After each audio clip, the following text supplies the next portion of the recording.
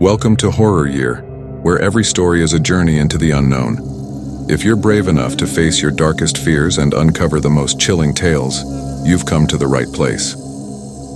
So, dim the lights, turn up the volume, and subscribe to Horror Year. Your journey into terror begins now. Welcome back, everyone. Today I'm diving into a spine-chilling story from my time as a security guard at a local hospital. I usually don't hold back when it comes to sharing the strange occurrences I've witnessed. And trust me, this one will give you chills. So, turn off the lights, get comfortable, and prepare for a tale that blurs the line between reality and the supernatural.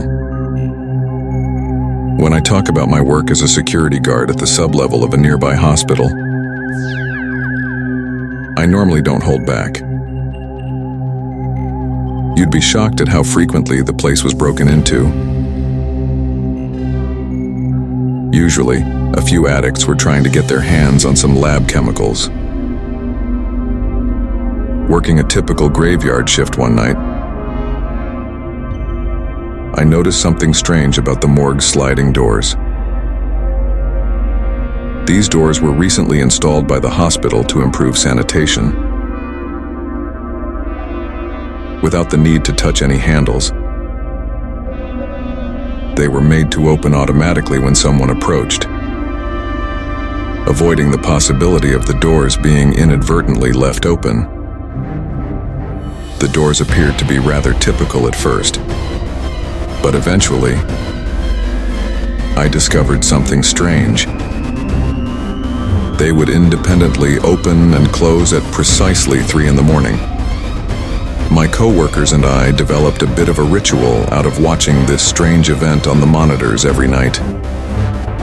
You could literally feel a chilling blast of air every time the doors opened, which made it all the more unsettling considering that it was the morgue's entrance.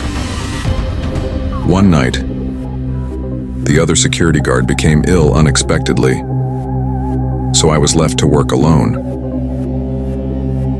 I'd been a guard long enough to know that working alone wasn't something to be alarmed by, but it was unusual. I settled in to watch the doors open and close as usual as 3 a.m. drew near. However, something else occurred that evening. Even after 3 a.m, the doors were still open and the hallway lights started to flicker.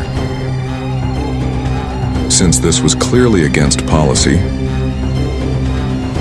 I had to look into it.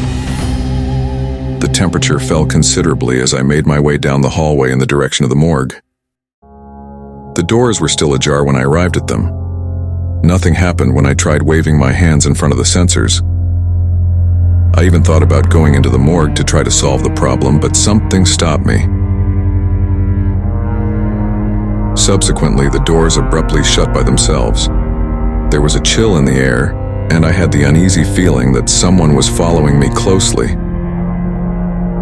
Trying to get rid of the weird feeling, I hurried back to the control room and locked the door behind me.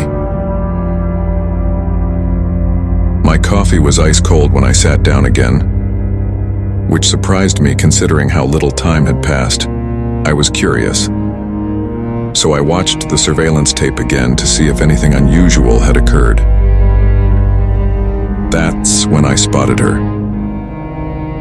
A girl approaching the doors from behind, dressed in a white gown with long black hair. She just stared at me without making an expression. Then she turned to go. Even more unsettling was the footage shot by the other camera that overlooked the control room. I had only moments before secured the control room door from the inside, but it was open when the lights came back on.